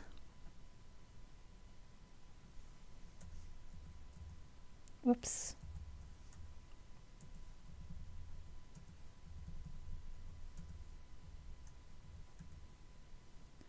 And this is key lime pie.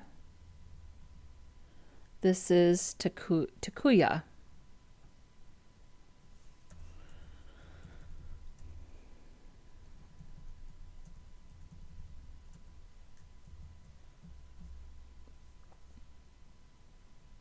What do we think? That looks great. It looks great. I love it. Let's keep going. What are we doing for time here? Let's do another round. So let's do the cookies next. We'll do the cookies next, and then I'll fill in the remaining images. I'll fill in the remaining images before Tuesday. And then Tuesday we're going to build the about page. And then on Thursday we are going to do deployment. We will create another virtual host on a LAMP stack, which is already set up. So, okay, cookies. Chocolate chip cookies. Yes. This looks perfect right here. Give these a new folder. Oatmeal raisin. Oatmeal raisin are my favorite cookies. They just are. I know, that is scandalous.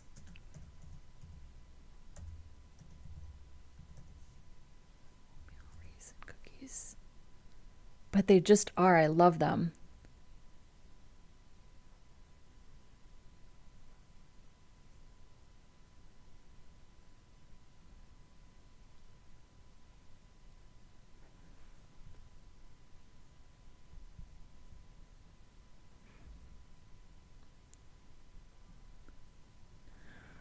Malik does not like raisins. Who are you? It's like I don't even know you. It's like we don't even know each other, Malik. All right. Why do I feel like I'm not seeing oatmeal raisin cookies?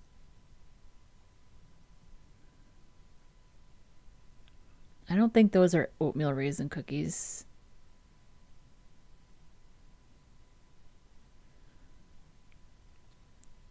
I think these are.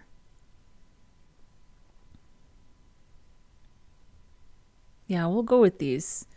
Even though this is not what I would consider an ideal oatmeal raisin cookie, but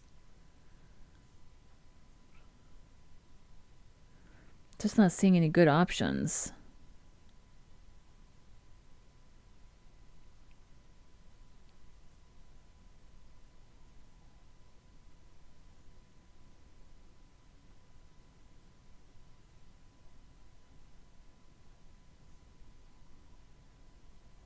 These.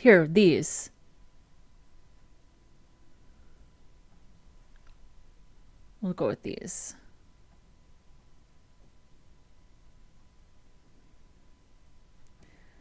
Every time I see one, I think of caviar for some reason.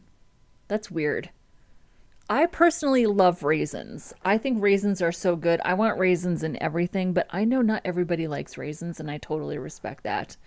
But I definitely don't think of caviar. And I think caviar sounds gross. I've never had it. I never want to have it. It doesn't look appetizing to me at all. Okay, peanut butter cookies.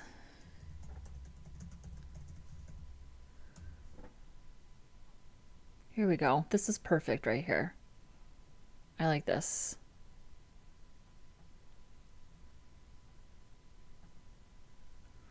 Shortbread. Ooh, love shortbread.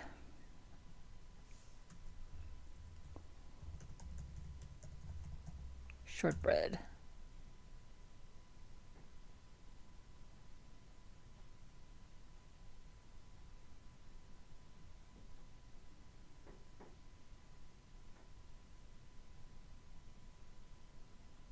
Ooh, these look good.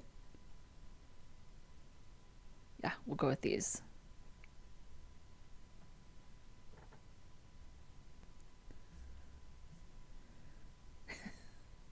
Yes, we do agree on that.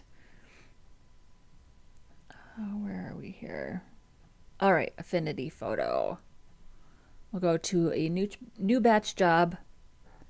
We're going to add those photos. So we're going to add the cookies. Wait, is there really only 4? Hang on. 1, 2, 3, 4. Yes, there's only 4. Okay. And we're going to save into a new folder. We'll say optimized. Okay. And I want to save these as a JPEG.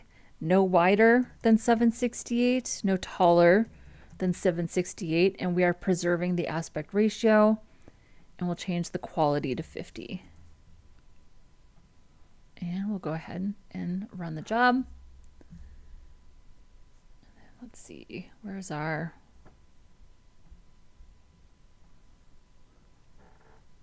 cookies, optimized.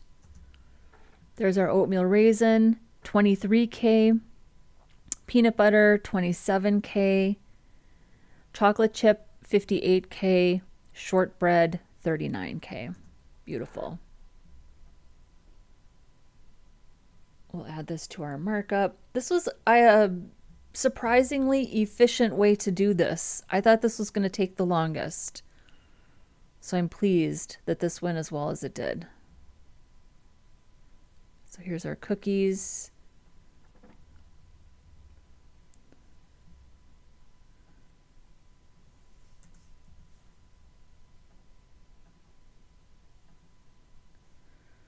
Here's our oatmeal raisin.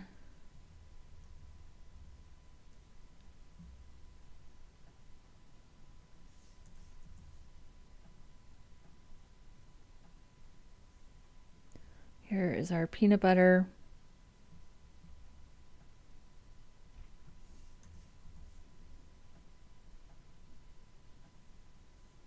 And here is our shortbread.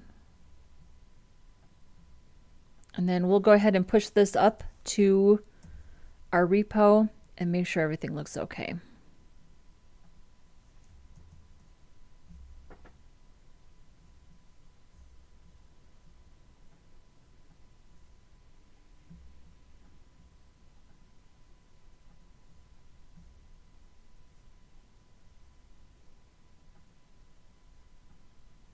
There's our cookies.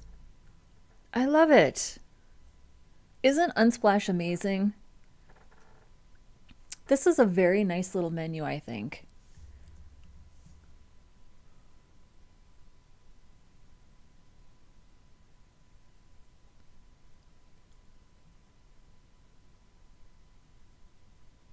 I love it.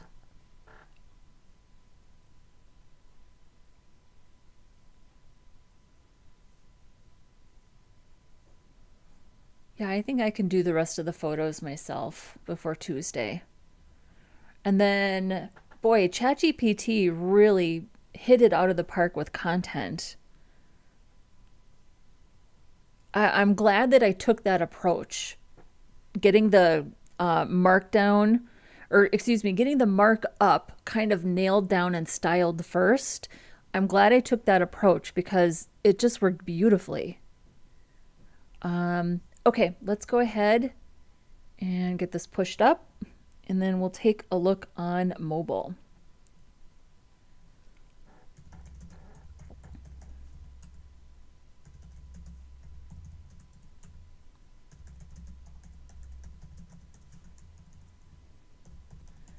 Building out the menu items.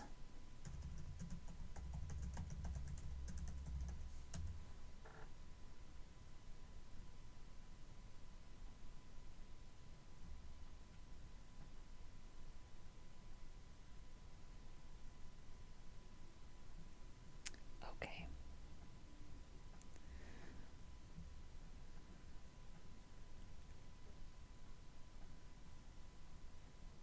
So we'll give this a minute to deploy.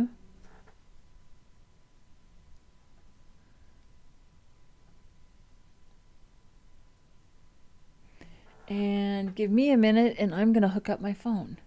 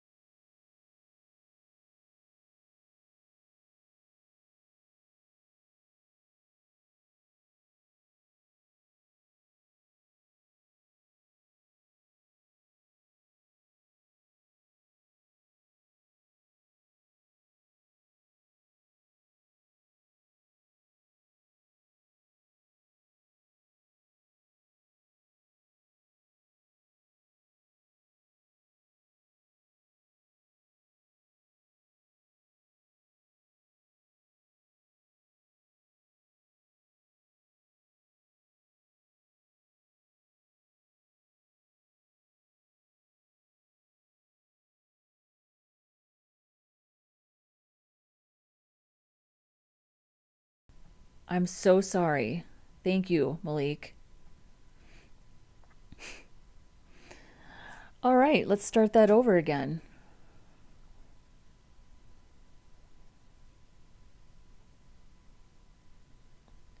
So here is our menu.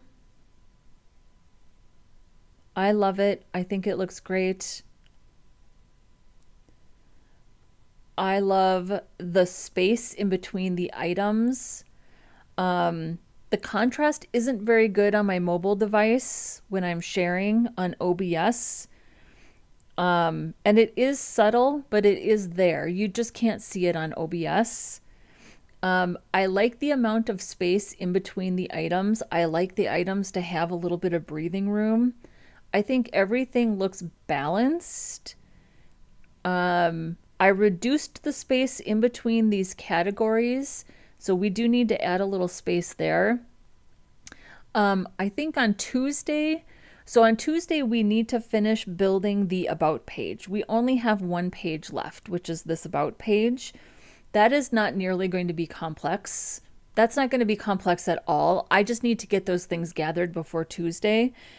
And I think Tuesday is going to be the About page and just lots of QA and overall refinements. That's what I see us doing on Tuesday. And then I think on Thursday, we'll do a deployment day. We're going to do deployment. We're going to create a virtual host for the practice layouts domain name, but we're also going to do a couple of deployments. So we're going to get this deployed first. And then I decided that every time we do a deployment, we're going to do an additional deployment. I want to work backwards and make sure that all the projects that I did in 2025 are also deployed, because creating those virtual hosts doesn't take that long. So we're going to get this deployed, and then we're going to get a couple other things deployed at the same time. So it's going to be a deployment day on Thursday if you're into that type of thing. So, and Malik says he saw me mouthing the word shit. Okay. Yes. So thank you for letting me know that I did that. It looks good. I would like it if the pictures were a little bigger, but that's just me. No need to change it. I mean, let's sit with it for a day or two. And let's just do some refinements on Tuesday. You might have a point. The chat has pointed out a few things to me. The chat is always pointing out ways that we could improve. And sometimes I just need time to think about what I want to do. That's all. But I'm liking this a lot. I'm very happy with this. I'm very happy with the work that ChatGPT did for us today too. So it's a perfect use of ChatGPT in my opinion. So, all right, everybody, thank you so much for joining me today. I appreciate you all. This was a very nice chill day. We had a nice weekend, good discussion, good engagement in the chat. Do me a favor, if you haven't yet, can you please go ahead and like the video? Helps the algorithm, helps me push this out to more people who might be interested in this type of content. Subscribe if you're not already. The channel is growing slow and steady. I'm just fine with it. I would love to wake up one day and see 10,000 subscribers, but that's just not how the world works. So that's fine. We're growing incrementally, week by week, day by day. And I think that good things are going to happen in 2026. I'm excited to be here, excited to be doing this work, hanging out with you guys, talking about front end. So thank you very much, Malik. I appreciate it. Silence 24 hours says it looks good. I appreciate that as well. All right, everybody, have a great rest of your day wherever you are. Come hang out with me again on Tuesday and Thursday this week, 10:30 a.m. Central Standard Time. And I will see you then. Bye-bye.